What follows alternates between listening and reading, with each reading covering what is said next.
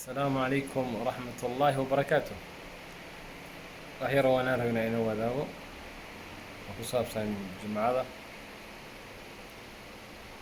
Jumcada waxay bilaabataa maqribka marka la tukado laylatul jumca la dhahaa.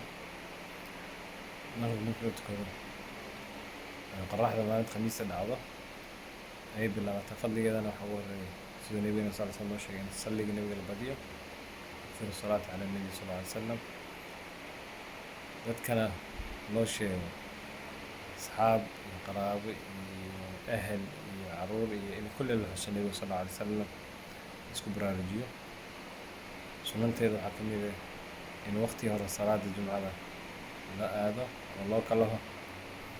waxaa ka mid oo kale in la qabaysto, in la iscarfiyo, in dharka ugu qurux badan la xirto. waxaa ka mid ah in la akhriyo suuratul kahf.